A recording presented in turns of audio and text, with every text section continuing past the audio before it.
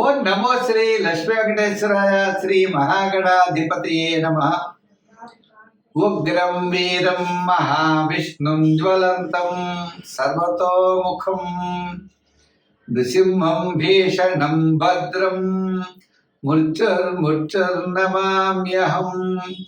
ప్రేక్షకులకు నమస్కారాలు తెలియజేస్తూ మనం మే నెలలో మన యొక్క రాశుల వారికి ఎలా ఉంటుంది అనే విషయం తెలుసుకుంటూ మనం మే నెలలో గ్రహాల యొక్క పరిస్థితి కూడా మనం తెలుసుకుందాం. మే నెలలో వృషభ రాశిలో గురుడు యొక్క సంచారం, కర్కాటక రాశిలో కుజుడి యొక్క సంచారం, కన్యా రాశిలో కేతువు, మీన రాశిలో రాహు, శుక్రుడు, బుధుడు, మేషరాశిలో రవి. ఆయన 15వ తారీఖు తర్వాత మరి వృషభ రాశిలో రవి యొక్క సంచారం. గురుడు వృషభ రాశి నుండి మిథున రాశిలోకి మే 15 నుండి ఆయన సంచారం. ఈ విధమైనటువంటి మార్పుల్లో మే నెలలో మన రాశి వారికి ఎలా ఉన్నది అనే విషయాన్ని మనం తెలుసుకుందాం. దానికి సులభమైన పరిహారముల ద్వారా మనం ఆచరించినట్లయితే తప్పకుండా మంచి ఫలితాలు ఉంటాయి. ప్రతి ఒక్కరికి కూడా వ్యక్తిగత జాతక ప్రభావం, ఖగోళంలో ఉన్నటువంటి గోచార గ్రహముల యొక్క ప్రభావం, 2 ప్రభావాలతో మనిషి యొక్క జీవన విధానం సాగుతూ ఉంటుంది. కాబట్టి మనం తప్పనిసరిగా ఈ గోచారము అంటే గ్రహముల యొక్క చారము. గ్రహాలంటే ఆకాశంలో వర్తమానంలో మే నెలలో సంచరించే గ్రహాలు ఎటువంటి ఫలితాలను ఇస్తాయి, మనం ఏ విధంగా చూసుకోవాలి అని భయపడవలసిన అవసరం లేదు. దానికి సులభమైన పరిహారాలు మనం ఆచరించి తద్వారా పాజిటివ్ వైబ్రేషన్స్ డెవలప్ చేసుకుంటూ మనం అనుకూలమైన ఫలితాలు పొందొచ్చు. ఇప్పుడు కూడా జ్యోతిషము అంటే బ్యాటరీ లైట్ల కాంతిని చూపిస్తుంది.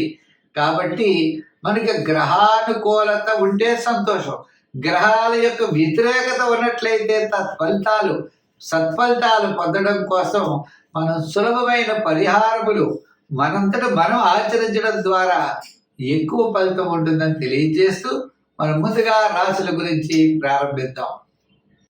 మేషరాశి. ఈ మేషరాశి వారికి మే నెలలో ఎలా ఉన్నది అంటే మనం చూసినట్లయితే జన్మంలో రవి, 15 తర్వాత ద్వితీయంలో, వ్యయంలోనే చాలా గ్రహాలు. గురుడు ఒక్కడు మే 15 వరకు అనుకూలం. మే 15 తర్వాత గురుడు కూడా ప్రతికూల పరిస్థితుల్లో ఉండడం ద్వారా ముఖ్యమైన వ్యవహారాలు ఎదురవనట్లయితే మే 15 లోపల మనం పూర్తి చేయగలుగుతాం. మే 15 నుండి మే నెలాఖరు వరకు కాస్త ఇబ్బందులుగా ఉంటాయి. ప్రతి పని ఆలోచన ఎక్కువగా ఉంటాయి, స్థిమితం తక్కువగా ఉంటుంది. ఇటువంటి పరిస్థితుల్లో మనం గ్రహాల యొక్క ఫలితాలు మిశ్రమంగా ఉన్నాయి. కాబట్టి అంటే మొదటి భాగం అనుకూలత, తర్వాత భాగం వ్యతిరేకత ఉన్నది. అంచేత ముఖ్యమైన వ్యవహారాలు ఉంటే మనం 15 లోపల చేయడం చాలా మంచిది.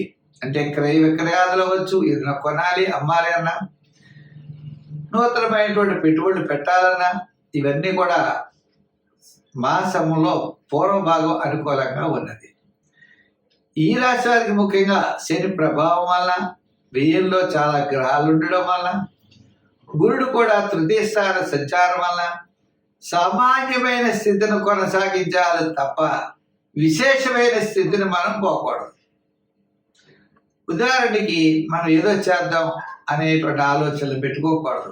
ఉన్నదాన్ని చేస్తూ కొంతకాలం తప్పనిసరిగా పరిస్థితుల్ని అవగాహన చేసుకుని తదుపరి నిర్ణయాలు తీసుకోవాలి. లేదంటే నష్టపోయే అవకాశాలు కనపడుతున్నాయి. ఈ రాశి వారికి శని ప్రభావం ఉంటుంది, గురు దోషం కూడా ఉంటుంది. కుటుంబార్థిక సంతానపరమైన వ్యవహారాలు చాలా చికాకుగా కనపడతాయి. మనం ఎంత శ్రమపడ్డా గుర్తించరు. బంధువులకు నువ్వు ఎంత చెయ్యి, ఇంకా చేయలేదంటారు. ఈ విధంగా అంటే స్నేహితులు కూడా ఎంత చేసినా కూడా వారు సంతృప్తి చెందరు. ఇటువంటి పరిస్థితుల్లో మనం శ్రమపడడం అంత అయితే మంచిది కాదు. ఇప్పుడు వ్యాపారం చేస్తూ నూతన వ్యాపారాలు చేయాలని పెట్టుబడి పెట్టడం, ఆ విధంగా అంటే వ్యాపారం అవ్వచ్చు, మరి వృత్తుల్లో అవ్వచ్చు, ఏదైనా సరే నూతనమైన విషయాలను కొంతకాలం వాయిదా వేయడం చాలా మంచిది. అంటే గబగబ ఆకస్మిక నిర్ణయాలు అనేవి పనికిరావు. అంటే నిదానంతో వ్యవహరించాలి. ఆకస్మిక నిర్ణయాలు పనికిరావు. కోపం, ఇరిటేషన్ పనికిరాదు. శుభ్రమైనటువంటి ప్రయత్నాలు కూడా చాలా నిదానంతో ముందుకు వెళ్ళాలి. అంటే ఈ పరిస్థితి మే నెల మిశ్రమైనటువంటి ఫలితాలు కనపడుతున్నాయి కాబట్టి తప్పనిసరిగా ఈ రాశి వారు శనీశ్వరుడికి తైలాభిషేకాలు చేయడం చాలా మంచిది. గురుబలం కూడా తగ్గడం చేత శివారాధన, శని భగవానుడికి తైలాభిషేకాలు చేయడం. మరి ఈ రాశుల్లో సంఖ్యల్లో మనం చెప్పాలి అంటే 7వ నెంబరు ధరించడం మంచిది. రంగుల్లో ఎరుపు రంగు ధరించండి. దానాల్లో తిల దానం చేయండి. ఎక్కువగా తిలల్ని దానం చేయడం, నల్లని పాదరక్షల్ని దానం చేయడం. అదేవిధంగా సమీప దేవాలయాలకు వెళ్ళి మీరు నూనె ఇచ్చి దీపం పెట్టమని చెప్పండి. ఈ విధంగా మీ యొక్క పరిహారములు చేయడం ద్వారా పాజిటివ్ వైబ్రేషన్ డెవలప్ చేసుకుంటూ ముందుకు వెళితే మేషరాశి వారికి అనుకూలమైనటువంటి ఫలితాలు ఉంటాయి. వృషభ రాశి. ఈ వృషభ రాశి వారికి అదృష్ట యోగం కలిసి వస్తుంది. చాలా అనుకూలమైనటువంటి ఫలితాలు పొందబోతున్నారు. మరి వీరికి శని దశమ స్థాన సంచారం, గురుడు కూడా మంచి యోగంలో ఉన్నాడు. ద్వితీయ స్థాన సంచారంలోకి రాబోతున్నాడు మే 15 నుంచి. ఇంకా చూసుకోండి, అనుకునేటువంటి పనులన్నీ కూడా దిగ్విజయంగా పూర్తి చేయగలుగుతారు. బంధుమిత్రుల యొక్క సహాయ సహకారాలు లభిస్తాయి. ఉద్యోగంలో చక్కని అభివృద్ధి. ఇదివరకు తిట్టిన వాళ్ళే రండి అంటారు.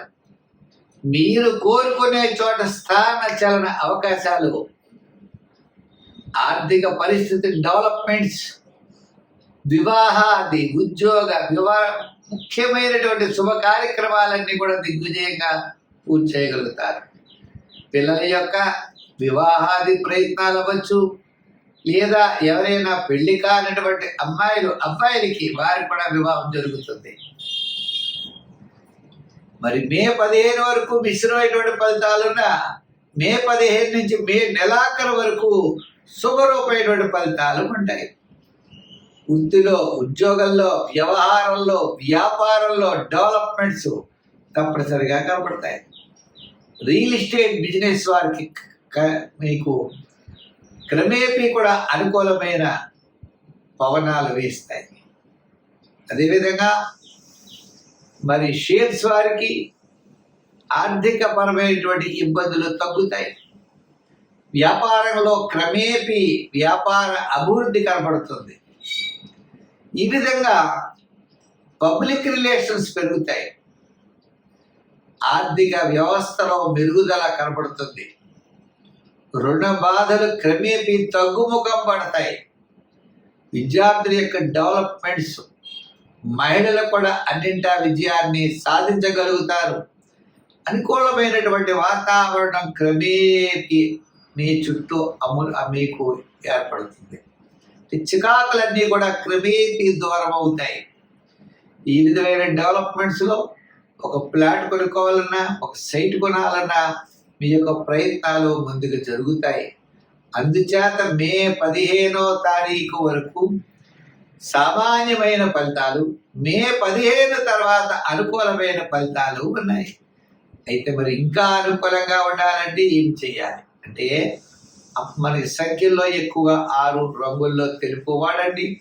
ఆరాధనలో అమ్మవారి యొక్క ఆరాధన చేయండి.